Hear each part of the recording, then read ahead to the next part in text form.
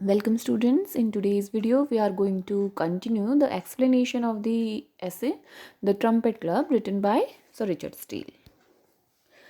For my own part, I am esteemed among them because they see I am something respected by others, though at the same time I understand by their behavior that I am considered by them as a man of great deal of learning but no knowledge of the word.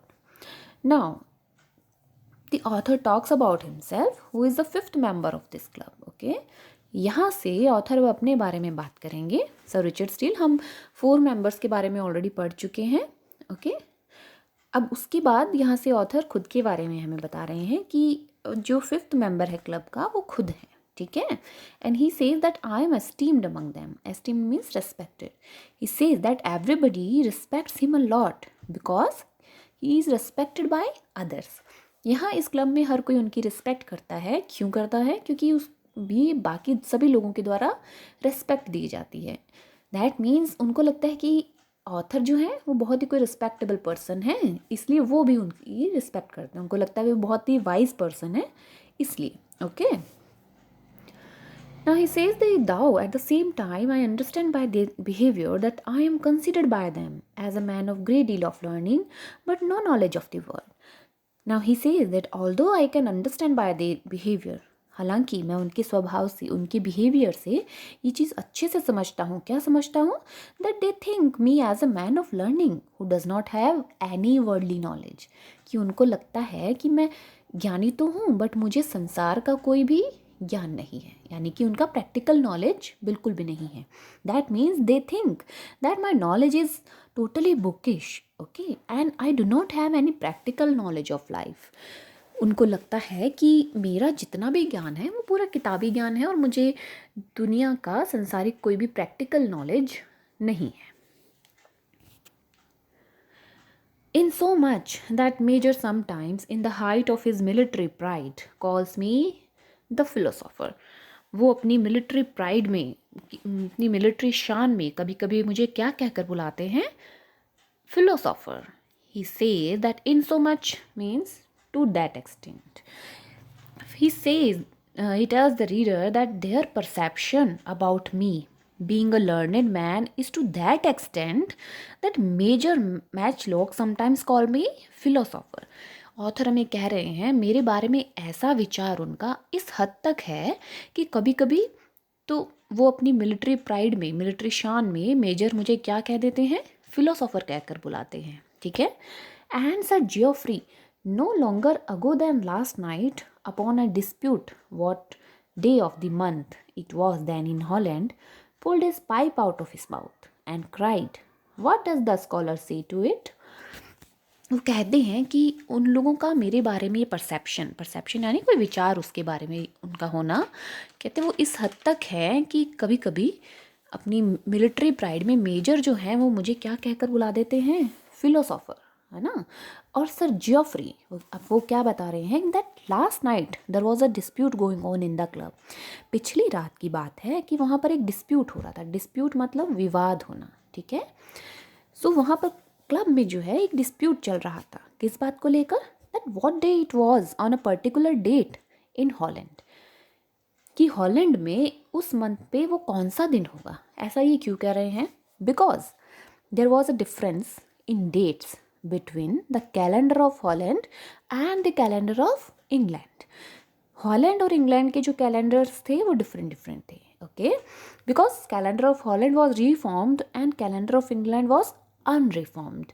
तो ऐसा हुआ कि दोनों ही calendars में अलग अलग dates हुआ करती थी. तो वो लोग ये इस बात पर विवाद चल रहा था कि इस पर्टिकुलर मंथ में हॉलैंड में इस कौन सा दिन रहा होगा. ठीक है. तो इसी डिस्प्यूट के बीच में हुआ क्या? सर जियोफ्री जो हैं, जियोफ्री नॉच, वो बोलते हैं कि what does the scholar say to it. अब वो उसको क्या कहकर बुला रहे हैं? Scholar. So upon this dispute sir Geoffrey cried, what does the scholar say to it. That means they all consider the author wise enough to answer this particular question. उनको लगा कि ऑथर जो है वो एक इस चीज़ के लिए बुद्धिमान है ताकि वो इस प्रश्न का जवाब देने में सक्षम है. ठीक है. Our club meets precisely at 6 o'clock in the evening. Next, he tells us that our club meets exactly at 6 o'clock in the evening. कि हमारा जो क्लब है वो 6 बजे मिलता है, ठीक है, शाम की. But I did not come last night till half an hour after 7. अब ऑथर हमें कह रहे हैं कि last evening the author came late and he reached there at 7:30 p.m. Why? Half an hour after 7. 7 के बाद में आधा घंटा, दैट मीन्स 7:30, 7:30 वो कहाँ पहुँचे, क्लब पहुँचे. जो ऑथर हैं टाइम 6 o'clock का था, 6 बजे का था, बट वो 7:30 क्लब पहुँचे, ठीक है. By which means I escaped the Battle of Nesby, which the major usually begins at about 3/4 after 6. 3/4 after 6 means 1/4 में होते हैं 15 minutes. 3/4 में कितने हो जाएंगे, 45 minutes. That means 6:45 पर मेजर जो है वो अपना बैटल का डिस्क्रिप्शन शुरू कर देते हैं, ठीक है. He says that because he came late, he escaped the discussion of the battle of Naseby. Naseby का जो बैटल था वो इंग्लैंड में जब सिविल वॉर्स हुए थे उस दौरान हुआ था और उसी की चर्चा वहाँ पर चल रही थी, okay. And he says that which the major begins at 6:45 p.m. अब जो मेजर है ये एग्जैक्टली 6:45 p.m. पे युद्ध की चर्चा शुरू कर देते हैं. और क्योंकि ऑथर लेट आए थे तो उन्होंने वो इस बैटल की चर्चा से बचकर निकल गए. ही इस्केप का मतलब होता है बचकर निकलना, okay. I found also that my good friend, the bencher, had already spent 3 of his stitches. Here the author wants in ऊपर वाली लाइन्स जो आपने अभी अभी पढ़ी, इनमें ऑथर आपको कहना क्या चाह रहे हैं. Here he wants to tell the reader that these members of the club and their conversation was extremely boring and repetitive. जो वो बातचीत करते थे वो बहुत ही बोरिंग टाइप की होती थी और रिपीटेटिव, यानी बार बार वही बातें उनके क्लब में होती थी, ठीक है. क्योंकि इवन उनके बातचीत करने का टॉपिक भी डिसाइडेड थे और किस समय पर कौन सा टॉपिक शुरू होगा ये भी फिक्स था, ठीक है ना. And each day their topics of discussion were same, even the time of the particular topic was also fixed. कि कौन सा पर्टिकुलर टॉपिक कितने बजे शुरू हो जाएगा ये भी ऑथर हमें बता रहा है ना. दैट मीन्स कि उनकी चर्चाएं बहुत ही बोरिंग हुआ करती थी और रिपीटेटिव भी होती थी, यानी कि वो वही चर्चाएं बार बार करते थे. Now in these lines he says that I found also that my good friend the bencher had already spent 3 of his stitches. He says that till 7:30 p.m. the bencher, who is the bencher, the lawyer had already used 3 of his stitches. Stitches means couplets, यानी कि दोहे जिसको बोलते हैं ना. पिछले video में हमने देखा था stitches means couplets, which was his daily routine. अब ये जो लॉयर हैं वो भी अब तक अपनी 3 कपलेट्स तो यूज भी कर चुके थे जब तक कि ऑथर वहाँ पर पहुँचे थे. And only waiting an opportunity to hear a sermon spoken of that he might introduce the couplet where a stick rhymes to ecclesiastic. And he was eagerly waiting for an opportunity. और वो कोई opportunity का wait कर रहे थे, वो अवसर देख रहे थे. किस बात का? To hear a Sarman. Sarman क्या होता है?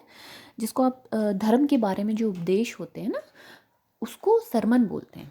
क्रिश्चियंस में जो सरमन होते हैं ना. So that he was waiting to hear a sermon so that he might introduce the couplet where a stick rhymes to ecclesiastic. Ecclesiastic क्या होता है? चर्च से संबंधित जो चीज़ें हैं उसको एक्लेसियास्टिक बोलते हैं, ठीक है. तो अब वो जो है वो बहुत ही ईगरली वेट कर रहे थे कि वो उनको अपॉर्चुनिटी मिले जबकि वो कोई सरमन सुने और वहाँ पर वो अपना एक कपलेट यूज़ कर सके जिसमें कि राइम करता हो. राइम यानी तुकबंदी जो होती है ना, कौन सी चीज़ किससे राइम कर रही हो, ताकि वो जहाँ पर यूज़ कर सके. स्टिक जहाँ पे राइम करे एक्लेसियास्टिक से, okay.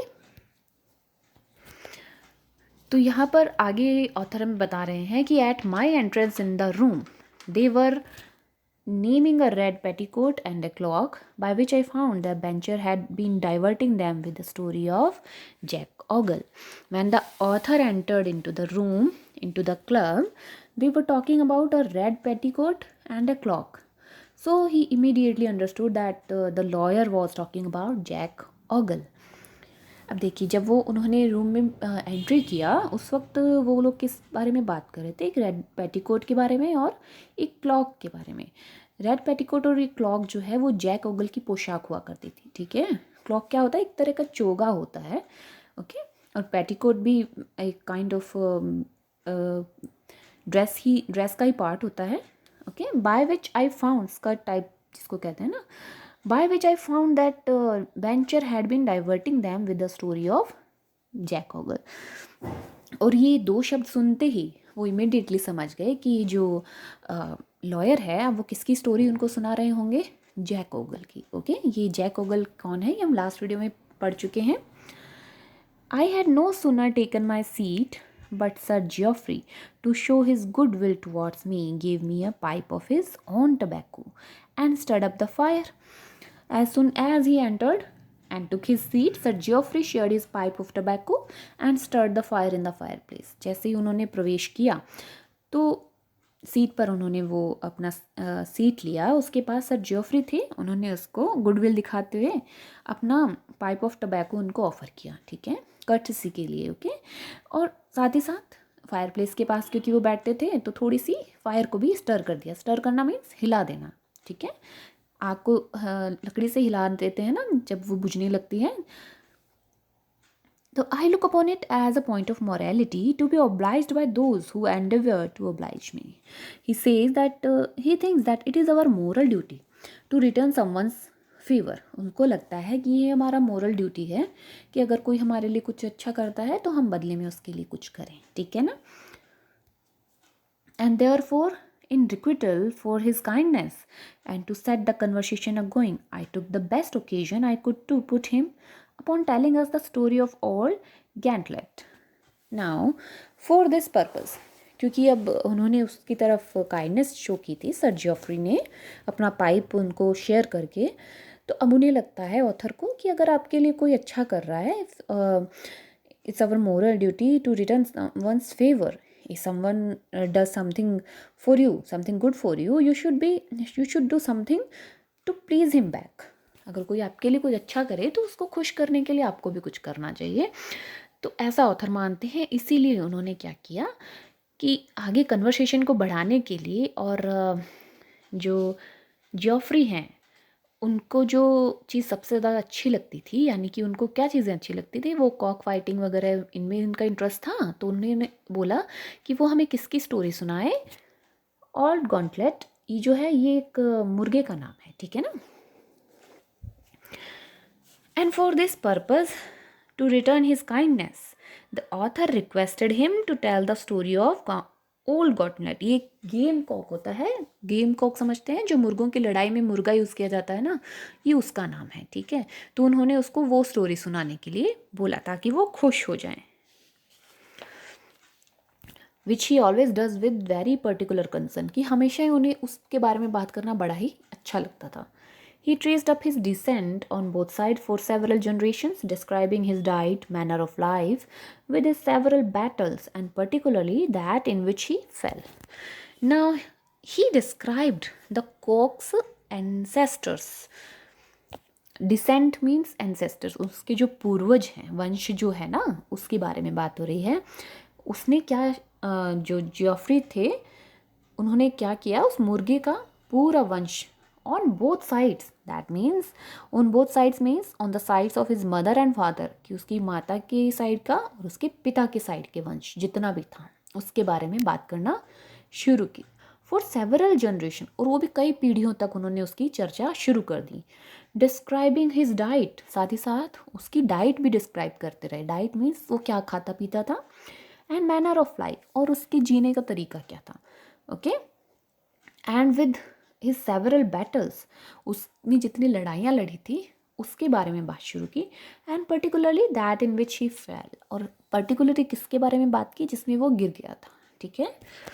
So he says that he He talked about his ancestors on both sides, that means on the sides of his mother and father, and he also described his diet, his way of living, and the several battles that he fought. And particularly, he described that battle in which he fell. उसके पूर्वजों की बात की, उसकी diet की, way of living and जो battles उसने लड़ी थी उसके बारे में उन्होंने बताना शुरू किया.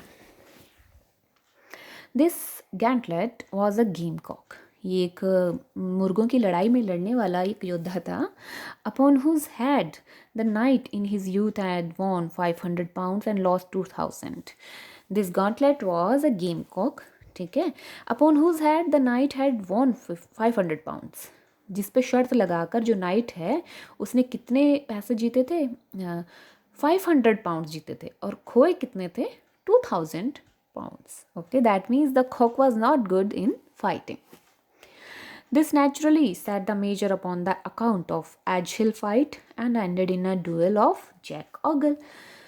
So this story provoked the major to give an account of Edge Hill fight. ये Edge Hill fight जो थी ये भी एक सिविल वॉर्स में एक लड़ाई हुई थी, उसका नाम है. अलग अलग बैटल्स होते थे ना, उनको नाम दे दिया जाता था. ठीक है. तो ये कहते हैं कि इसके बाद उन्होंने क्या बातचीत शुरू हो गई थी, वही रिपीटेशन में मेजर ने अपना कोई युद्ध के बारे में फिर से चर्चा शुरू कर दी एंड एंडेड. और ये कन्वर्सेशन एंड किसकी तरफ जाकर हुई? डुएल ऑफ जैक ओगल, कि जैक ओगल की किसी लड़ाई पर जाकर ये ख़त्म हुई. So this series of conversation ended in an account of the duel of Jack Ogle that was told by the lawyer, the bencher. Okay. तो उनका एक ही पर्टिकुलर रूटीन होता था. वो पर्टिकुलर सेम मतलब उनका टॉपिक्स भी फिक्स हुआ करते थे उनके क्लब में जो बातचीत होती थी इन मेंबर्स के बीच.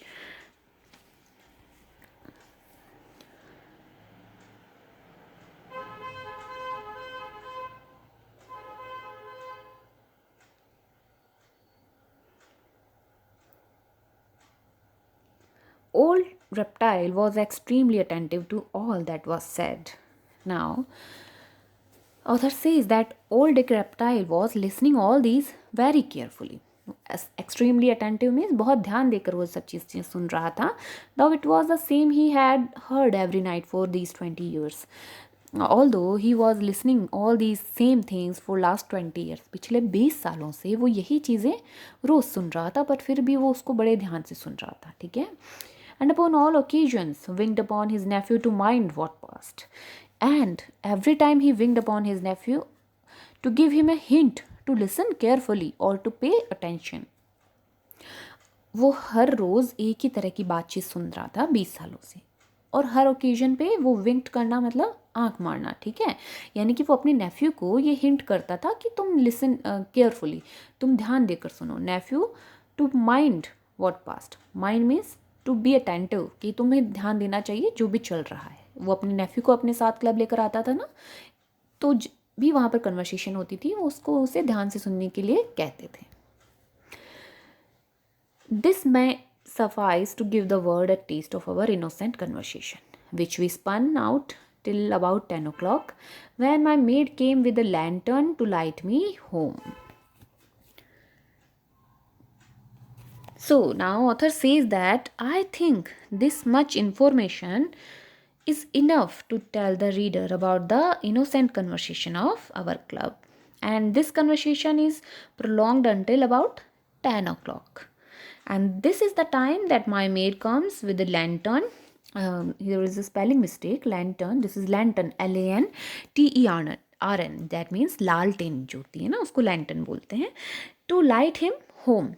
Now the author says कि इतनी इन्फॉर्मेशन जो मैं आपको अपने क्लब की दे चुका हूँ, वो आप लोगों को ये बताने के लिए बहुत काफ़ी है कि हमारी इनोसेंट कन्वर्सेशंस क्या होती थी इस क्लब में, which we spun out until about 10 o'clock. और ये सब कब तक चलता था? 10 बजे तक. When my maid came with a lantern to light me home. और जब उसकी मेड लालटेन लेकर उसको घर का वापस रास्ता दिखाने के लिए क्लब में आ जाती थी. I could not but reflect with myself as I was going out upon the talkative humor of old men, and the little figure which that part of life makes in one who cannot employ this natural propensity in discourses which would make him vulnerable. Now, the author says that when he was going home, he was just reflecting about the talkative humor of the old man. वो जब वापस जा रहे थे तो वो किस बारे में सोच रहे थे? जो ओल्ड एज में आकर जो टॉकेटिव एबिलिटीज़ जो हो जाती हैं ना ओल्ड मैन की, उसके बारे में वो चिंतन कर रहे थे. He was reflecting upon the talkative ability of old man.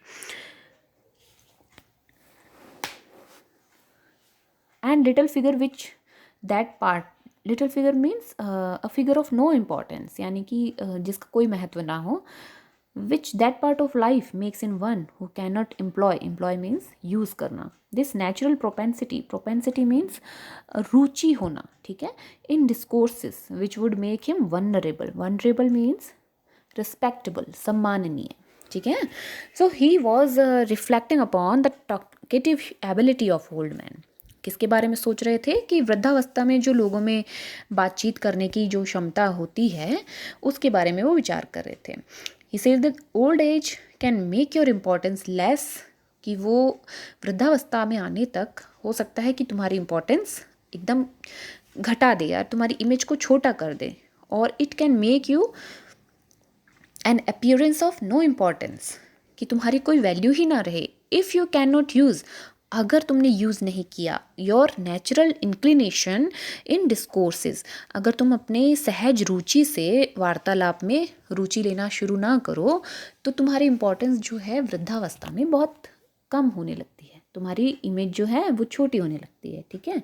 क्योंकि यहाँ ऑथर कहना ये चाह रहे हैं बेसिकली कि आपको बहुत ही अच्छे वार्तालाप का हिस्सा बनना आना चाहिए, कि आपके पास बहुत अच्छी बातचीत करने के लिए कुछ नॉलेज होना चाहिए, ठीक है. You should have ability to have important and valuable discourses. Otherwise, in your old age, your inability of quality discourse can make you a figure of no importance. अगर आप बहुत अच्छे टॉपिक्स पर बात करने वाले वक्ता नहीं हैं, तो आपकी वैल्यू जो है धीरे धीरे बहुत कम होने लग जाती है. I must own, it makes me very melancholy in company when I hear a young man begin a story. I must own means I must admit, मुझे ये मानना पड़ेगा, that it makes me very melancholy. Melancholy means sad, okay? And company means जब आप किसी के साथ होते हैं, okay? And so he says that I must admit that it makes me very sad in company when I hear a young man begin a story. जब मैं सुनता हूँ कि कोई young man एक story प्रारंभ करता है. And have often observed that one of a quarter of an hour long in a man of 5 and 20 gathers circumstances every time he tells it, till it grows into a long Canterbury Tales of 2 hours. By that time he is 70. Now listen carefully. He says that, author says that I feel very sad when I hear a young man begins a story. 1 of a quarter of an hour, कितनी लंबी story है?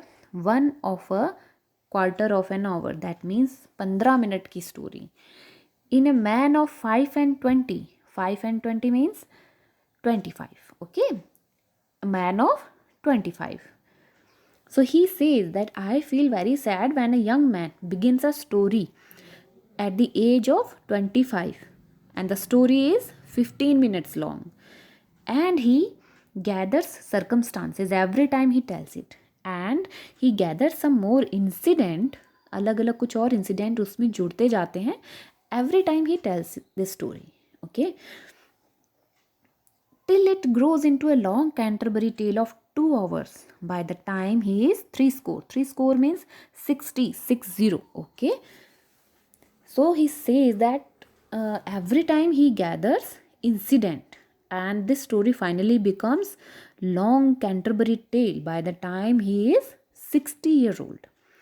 हिंदी में इसको समझने की कोशिश करें. Author कहना क्या चाह रहे हैं कि मुझे बहुत दुख होता है जब कोई यंग मैन अपनी 25 साल की अवस्था में कोई 15 मिनट की स्टोरी किसी कंपनी में सुनाना शुरू करता है, ठीक है. फिर जैसे जैसे उसकी उम्र बढ़ती है सेम स्टोरी वो रिपीट करता है, बस इधर उधर के थोड़े बहुत इंसिडेंट उसमें जोड़ता जाता है, ओके. और जब वो 60 ईयर्स का हो जाता है तो वो 15 मिनट की जो स्टोरी है, स्टोरी सेम रहेगी, थोड़ी बहुत इंसिडेंट इधर उधर के जोड़कर वो उसको 2 घंटे लंबी कैंटरबरी टेल्स बना देता है.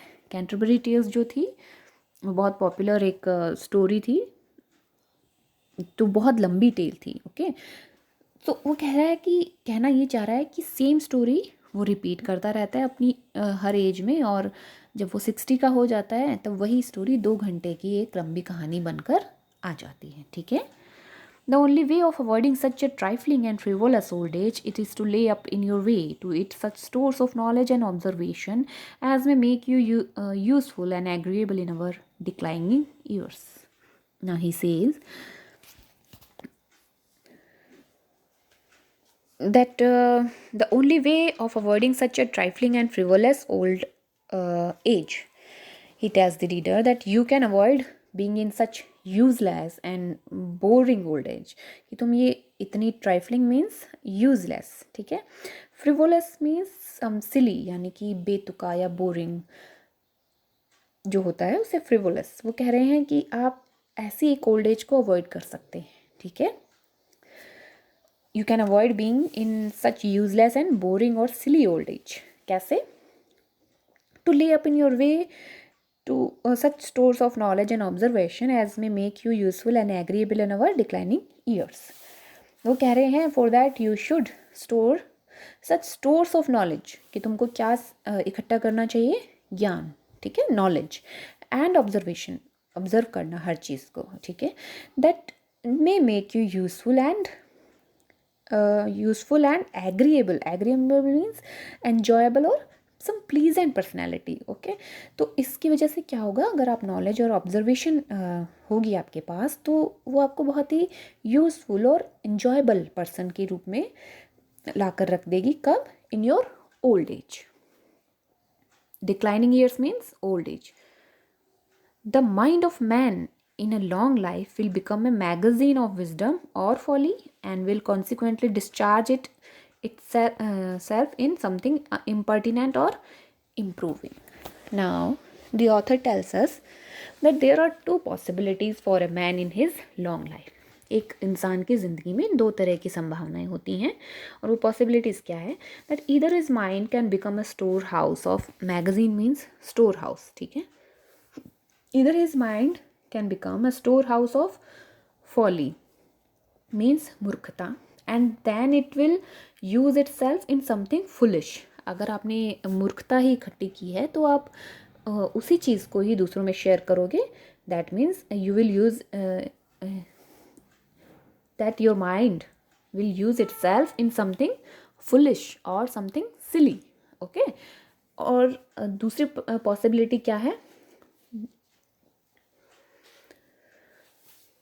your mind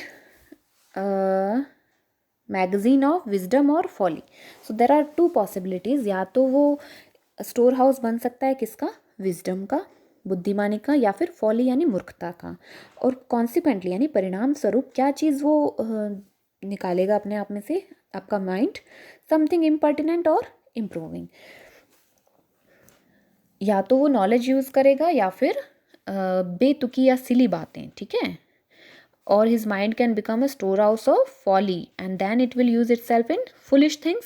और अगर वो नॉलेज गेन करता है तो बहुत ही अच्छी इम्प्रूविंग थिंग्स जो होती हैं उनके बारे में बातें करेगा. For which reason, as there is nothing more ridiculous than an old trifling storyteller, so there is nothing more vulnerable than one who has turned his experience to the entertainment and advantage of mankind. Next, he says that that is the reason that there is nothing more ridiculous than an old useless storyteller. कि यही वजह है कि there is nothing more ridiculous, कि बहुत इससे बेतुका और कुछ नहीं हो सकता. किससे? than an old, एक बूढ़े ट्राइफलिंग स्टोरी टेलर. ट्राइफलिंग यानी बेतुका, ट्राइफलिंग जिसकी कोई यूज़ ना हो, यू नो, जो यूजलेस चीज़ है उसके लिए आता है. तो कहता है कि उससे ज़्यादा रिडिकुलस कुछ नहीं हो सकता एक ओल्ड ट्राइफलिंग स्टोरी टेलर से. So there is nothing more vulnerable, और उससे ज़्यादा वनरेबल नहीं हो सकता किससे? Than one who has turn his experience to the entertainment and advantage of mankind. और उस आदमी से ज़्यादा सम्माननीय कोई नहीं हो सकता जो कि अपने एक्सपीरियंस को एंटरटेनमेंट और दुनिया के भलाई में लगाए, एडवांटेज ऑफ मैनकाइंड, है ना.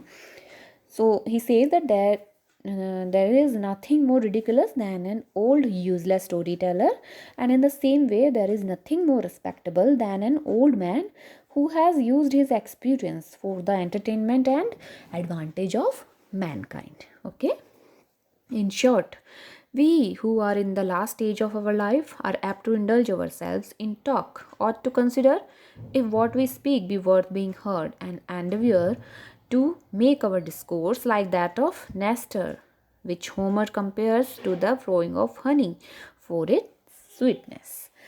So in short, he says that we are in the last stage of our life, in our old age, है ना. जब बूढ़े हो जाते हैं तो last stage of our life होती है. So we are more eager to involve our self in talk, और उस समय हमें बातें करने में बहुत ज़्यादा इंटरेस्ट आने लगता है, क्योंकि कुछ और करने को नहीं होता है. Okay, so we should consider what we speak be worth being heard. तो हमें इस चीज़ का ध्यान रखना चाहिए कि हम जो भी बोले वो सुनने लायक तो हो at least. Okay, and we should try to make our conversation like that of Nestor. और हमें अपना कन्वर्सेशन कैसा बनाना चाहिए, नेस्टर के जैसा. Who was Nestor? He was oldest and wisest of the Greek kings in होमर्स Iliad. Homer जो थे वो एक ग्रीक पोइट थे, ठीक है, बहुत फेमस. उन्होंने एक एपिक लिखा था इलियाड, जिसमें कि एक कैरेक्टर थे नेस्टर जो थे ना, उनकी बात हो रही है. तो वो कहते हैं कि उनके जैसी बातचीत करनी आनी चाहिए, which Homer compares to the flowing of honey. जिसमें जो होमर है, पोइट जो है, वो इसकी बातचीत को किससे कंपेयर करते थे? स्वीटनेस ऑफ हनी, शहद की जैसी मीठी उनकी डिस्कोर्सेज होती थी. वो कहते हैं हमें उस तरह से डिस्कोर्स करना आना चाहिए. ठीक है. I am afraid I shall be thought guilty of this excess I am speaking of when I cannot conclude without observing that Milton certainly thought of this passage in Homer when in his description of an eloquent spirit he says his tongue dropped manna. So in the end he says it as the reader that I shall be thought guilty of excess of speaking, कि मुझे शायद ये blame किया जाएगा कि बहुत ज़्यादा बोलने का. क्यों? क्योंकि वो अब ये कंक्लूजन में अपने में क्या कह रहे हैं, when I conclude this essay with observing that Milton certainly thought of this passage in Homer while he was describing an eloquent spirit. वो कह रहे हैं कि मुझे इस चीज़ के लिए ब्लेम किया जाएगा, किसके लिए? एक्सेस ऑफ स्पीकिंग, बहुत ज़्यादा बोलने के लिए. क्यों? कि अगर मैं ऐसा कहता हूँ तो क्या कह रहे हैं वो, दैट मिल्टन भी एक पोइट थे जिन्होंने पैराडाइज लॉस्ट लिखा था. तो कह रहे हैं कि उन्होंने होमर के एक पैसेज को यूज़ किया होगा. होमर कौन? जिसको हमें ग्रीक पोइट जो अभी बताया आपको मैंने. वो कह रहे हैं कि सर्टेनली मिल्टन ने भी उन्हीं के एक पैसेज को गौर किया होगा वैन इन हिज डिस्क्रिप्शन, जब वो किसका डिस्क्रिप्शन अपनी पैराडाइज लॉस्ट में दे रहे थे. एंड इलोक्वेंट स्पिरिट, इलोक्वेंट होता है जो वाकपटु होता है ना, बोलने की अच्छी क्षमता जिसकी होती है, स्पिरिट. ओके, वो कह रहे हैं कि जब वो उस इलोक्वेंट स्पिरिट को अपनी पैराडाइज लॉस्ट में उसका डिस्क्रिप्शन दे रहे थे, तो उन्होंने उसके बारे में क्या कहा था? हिज टंग ड्रॉप्ड मना, कि उसकी वाणी से नेक्टर जो होता है ना, शहद की जैसा मिठास, या फिर जिसको मना एक्चुअली एक फूड था फ्रॉम हेवन. ओके, तो हेवनली फूड था. तो यहाँ आप कह सकते हैं कि अमृत जैसा बरस रहा था उसके मुंह से. ऐसा उसने लिखा, किसने? मिल्टन ने. पर यहाँ पोइट ऑथर कहना चाह रहे हैं कि सर्टेनली उन्होंने होमर का एक पैसेज अपने उसमें यूज़ किया होगा अपने वर्क में. बेसिकली कहना ये चाहते हैं यहाँ पे ऑथर कि आप जब भी बोलो तो बहुत ही गुड नॉलेजेबल कन्वर्सेशन आपकी होनी चाहिए, और साथ ही साथ बहुत ही स्वीटनेस भी होनी चाहिए, है ना. सो इलोक्वेंट जो स्पिरिट यहाँ बोला है उन्होंने, ये किसके लिए आया है? ये एक फॉलन एंजल थे जो पैराडाइज लॉस्ट में ये सारी चीज़ें हैं, उसके बारे में, एक फॉलन एंजल के बारे में यहाँ बात की गई है कि उसके बारे में मिल्टन ने लिखा है कि जब उनके मुंह से क्या अमृत जैसा बरस रहा था. ठीक है, तो यहाँ आपका ऐसे ख़त्म होता है. एक बार आपके लिए समराइज़ कर देते हैं. शुरुआत में ऑथर ने हमसे बातचीत की कि उसको क्लब में उन लोगों की, बोरिंग लोगों की कंपनी क्यों पसंद है, ताकि वो अच्छे से सो सके. उनकी बोरिंग कंपनी में वो उन्हें नींद आने लगती है, इसलिए उनको उनकी कंपनी अच्छी लगती है। दूसरा, वो उन लोगों में सबसे वाइज है, तो वहाँ पर खुद को सुपीरियर फील करना भी उनको पसंद है। उसके बाद वो सर जियोफ्री नॉच के बारे में बताते हैं, जो कि बहुत ही रिच थे, बट उन्होंने अपनी फुलिश आदतों की वजह से अपनी सारी स्टेट को खो दिया था। ठीक है, किसमें? वो कॉक फाइटिंग में या हाउंड्स खरीदने में, हॉर्सेस खरीदने में, है ना। उसके बाद आते हैं मेजर मैच लॉक, जो कि हमेशा सिविल वॉर्स की बात करते हैं। ठीक है, फिर आते हैं ओल्ड डिक रेप्टाइल, जो बहुत ज़्यादा बातचीत नहीं करते हैं, वो सिर्फ एक साइलेंट लिसनर है। ठीक है, उसके साथ कौन आता है? उसका नेफ्यू भी आते हैं। फिर फोर्थ मेंबर है जो कि बेंचर है, लॉयर है। वो हमेशा किसकी बात करते हैं? जैक ओगल की। ठीक है, उसके बाद वो अपनी खुद की बात कर रहे हैं, रिचर्ड स्टील, जो कि फिफ्थ मेंबर है इस क्लब के। Okay, and in the and he talks about the importance of gaining good knowledge. अच्छा नॉलेज होना चाहिए ताकि आप ओल्ड एज में आते आते एक अच्छे वक्ता बन सकें। So thank you.